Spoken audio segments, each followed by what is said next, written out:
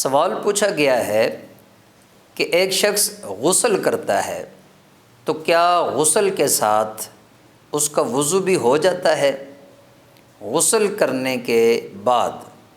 الگ سے وضو کرنے کی ضرورت باقی رہتی ہے یا وہ غسل کے بعد نماز ادا کر سکتا ہے، نوافل ادا کر سکتا ہے، تلاوت قرآن مجید کر سکتا ہے؟ تو یاد رکھیں، جب کوئی بندہ غسل کرتا ہے اور غسل میں اعضائے وضو پر پانی بہا لیتا ہے تو اس کا وضو اس کے ساتھ ادا ہو جاتا ہے۔ اب اس کو الگ سے وضو کرنے کی ضرورت نہیں ہے۔ اسی غسل کے بعد وہ نماز جمعہ ادا کر سکتا ہے، اسی غسل کے بعد وہ باقیہ نمازوں کو ادا کر سکتا ہے، اسی غسل کے بعد وہ تلاوت قرآن مجید کر سکتا ہے، اسی غسل کے بعد وہ نماز جنازہ ادا کر سکتا ہے۔ وہ تمام تر عبادات جو طہارت کے بعد کی جا سکتی ہیں وہ اس غسل کے بعد اس کے لیے کرنا جائز ہیں،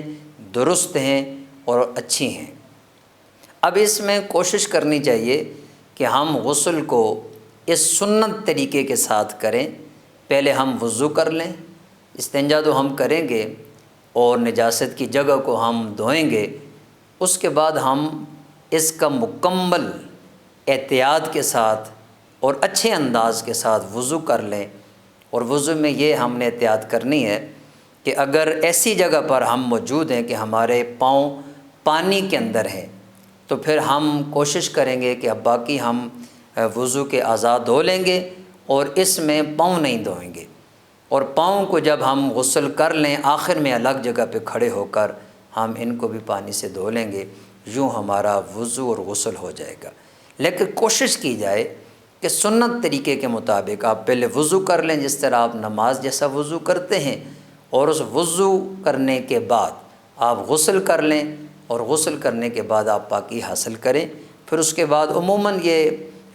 اس کے بعد آپ جو عبادت کرنا چاہیں، یہ زیادہ تر جمعہ کے حوالے سے ہمارے نوجوان دوست بزرگ یہ پوچھتے ہیں کہ ہم نے غسل کیا جمعہ کے لیے تو الگ سے کیا وضو بھی کریں؟ تو ان کے لیے میں خصوصاً عرض کر رہا ہوں کہ آپ کو الگ سے وضو کرنے کی ضرورت نہیں ہے،